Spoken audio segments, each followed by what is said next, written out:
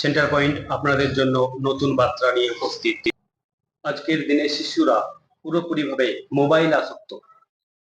শিশুদের নষ্ট করা মানে দেশের ভবিষ্যৎ নষ্ট করা। মোবাইল ব্যবহারের কুফল দিন দিন বেড়েই চলেছে। আপনার শিশু কান্না করছে, আপনি মোবাইলের রিলস দেখাচ্ছেন। শিশু খাওয়া দাওয়া করছে না, আপনি রিলস জুড়ে দিয়ে খাওয়া দাওয়া করাচ্ছেন। এর কুফল কিন্তু আপনাকেই ভোগ করতে হবে।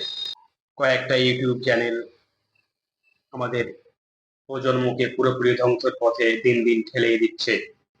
শিশুদের এই রিলস দেখানোর ফলে শিশুর পিতামাতা আর শিশুর মধ্যে যে একটা লজ্জার চাদর থাকে সেটা দিন দিন সরে যাচ্ছে।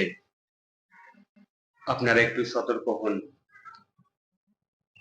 আপনার শিশু যখন কান্না করবে তাকে বিভিন্ন প্রাণীর ছবি দেখান। খাওয়া দাওয়া করছে না, আপনি তাকে রূপকথার গল্প শুনিয়ে খাওয়া দাওয়া করান, কিন্তু রিলস জুড়ে প্রজন্মকে ধ্বংস করবেন না। চলুন এবার জেনে নেওয়া যাক একজন শিক্ষিকা, হাই স্কুলের শিক্ষিকা আপনাদেরকে কতটা বুঝাতে পারে, কি বার্তা তিনি আপনাদের জন্য রেখেছেন। চলুন দেখে নেওয়া যাক। নমস্কার, আমি রুবিনা খাতুন, আজিমগঞ্জ রায়পুর সিং বাহাদুর উচ্চ বিদ্যালয়ের আমি বর্তমান প্রধান শিক্ষিকা। তো আমরা বলছি যে আজকের দিনে বাচ্চারা বা শিশুরা মোবাইলে মানে প্রচুর পরিমাণে আসক্ত, মানে পড়াশোনার দিকে একদম নেই বললেই চলে। তা আমরা একটু সামাজিক বার্তা মানুষকে পৌঁছে দিতে চাই যে এই সোশ্যাল মিডিয়া থেকে বা এই মোবাইলের আসক্ত থেকে বাচ্চারা কিভাবে বেরিয়ে আসবে, মানে কিভাবে রক্ষা করবে তার পিতামাতা বাচ্চাদেরকে, আর কিভাবে পড়াশোনার দিকে একটু এগিয়ে নিয়ে যাবে। মানে দিন দিন জেনারেশনটা খুবই খারাপের দিকে যাচ্ছে, আমাদের পড়াশোনার দিকে মানে নাই, একদম সারাদিন মোবাইল বাচ্চারা। তা সেখান থেকে একটু আপনার কাছ থেকে বার্তা চাই যে কিভাবে আমাদের সমাজটা একটু এই সোশ্যাল এই মানে মোবাইল আসক্ত থেকে একটু উপকৃত হবে, মানে একটু শিক্ষার দিকে এগিয়ে যাবে। একদমই, এই যে বিষয়টা নিয়ে সচেতনতা বোধ আপনাদের মধ্যে সোশ্যাল মিডিয়া হিসেবে দিতে চাইছেন, খুব ভালো উদ্যোগ একটা। দেখুন, মোবাইল যুগের একটা আবিষ্কার, একটা টেকনোলজি। এর ভালো দিক তো অবশ্যই আছে। সেখানে ল্যাপটপ কম্পিউটারকে বিভিন্ন পড়াশোনার ব্যাপারে বা যে কোনো অ্যাডভান্স সব জিনিসে পজিটিভ নেগেটিভ দিক আছে, হ্যাঁ ভালো মন্দ দিক অবশ্যই আছে। করা যায়। মোবাইলও একটা ছোট সংস্কার। কিন্তু বর্তমান ক্ষেত্রে যেটা হয়ে এসেছে যে এই মোবাইলকে খানিকটা অপব্যবহার করছি। আমরাই মানুষ তৈরি করেছি, মানুষই আমরাই ব্যবহার করছি। সেখানে একেবারে ছোট বয়স্ক মানে 2 বছরের বাচ্চা থেকে শুরু করে 80-90 বছরের মানে বয়স্ক মানুষ, বৃদ্ধ এর বাইরে নেই। এখন বড়দের ক্ষেত্রে হয়তো এইটা খুব একটা কুফল আকারে বিস্তার লাভ করতে পারছে না, কারণ তারা তাদের স্বাধীনতা আছে। তারা ঠিক সময় বের করে হয়তো সেখানে সেটাকে ভালো কাজে ব্যবহারও করছে। As a social media, Facebook বলুন, হোয়াটসঅ্যাপ বলুন, মেসেঞ্জার সেটে গিয়ে বলুন, বা বিভিন্ন যে অ্যাপস গুলো আছে সেখান থেকে তারা ব্যবহার করতে পারছেন। বিভিন্ন যে ফিনান্সিয়াল ট্রানজাকশন সেগুলোও ধরুন মোবাইলের মধ্যে দিয়ে সবকিছু হচ্ছে। এগুলো ভালো দিক এবং বড়রা আমরা এগুলোকে কাজে লাগাতে পারছি। কিন্তু ক্ষতিকারক দিক হিসাবে যেটা সবচেয়ে বেশি সমস্যামূলক বা আমাদের একটা চিন্তার কারণ হয়ে দাঁড়িয়েছে বলতে গেলে, আমরা যেহেতু স্কুলে পঠন পাঠনের সঙ্গে যুক্ত আছি, মানে শিক্ষা ব্যবস্থার সঙ্গে যুক্ত আছি, এটা বাচ্চাদের মধ্যে যে কতটা কুপ্রভাব ফেলছে সেটা সবচেয়ে বেশি অনুভব করতে পারছি। আমাদের বিদ্যালয় হাই স্কুল, একটা উচ্চ বিদ্যালয়ের মধ্যে পঞ্চম শ্রেণী থেকে একেবারে দ্বাদশ শ্রেণী পর্যন্ত পঠন পাঠন এখানে হয়।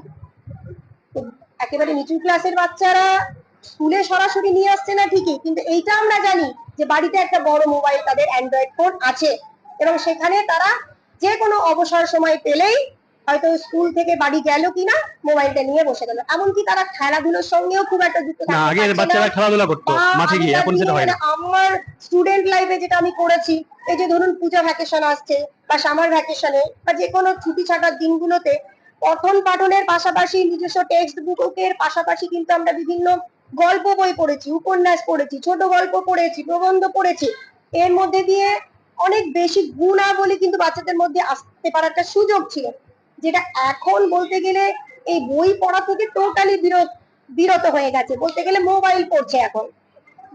আর বাচ্চাদের ক্ষেত্রেও ধরুন মোবাইল পড়ার থেকে বড় কথা যে গেম গুলো, ডাউনলোড হচ্ছে, তারা ডাউনলোড করছে। আপনারা নিশ্চয়ই শুনেওছেন বা আপনারা বেশি হয়তো জেনে থাকবেন যে এমন কিছু গেমস এর মধ্যে দিয়ে তারা যাচ্ছে যেগুলো একেবারে প্রাণঘাতী হিসেবে প্রমাণিত হয়েছে।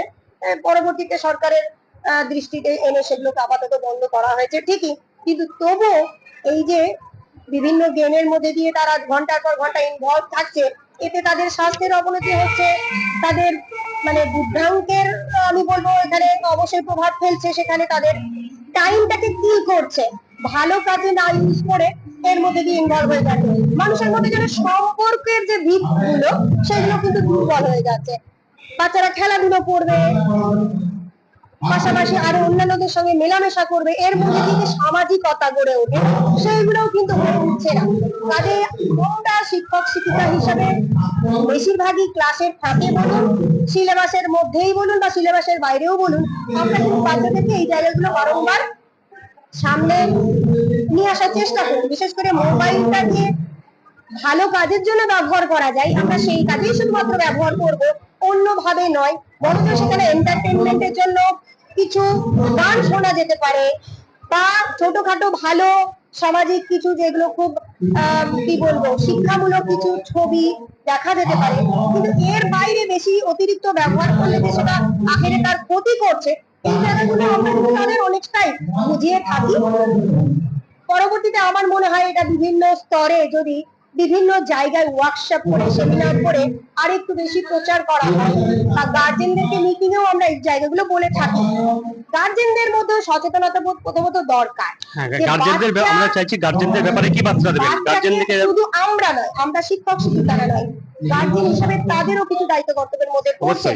সেখানে তাকে নিজেকেও যেমন গল্পের বই পড়া অভ্যেস করতে হবে, বাচ্চাকেও গল্পের বই ইত্যাদি হাতে ধরাতে হবে, বিভিন্ন ম্যাগাজিন হাতে ধরাতে হবে।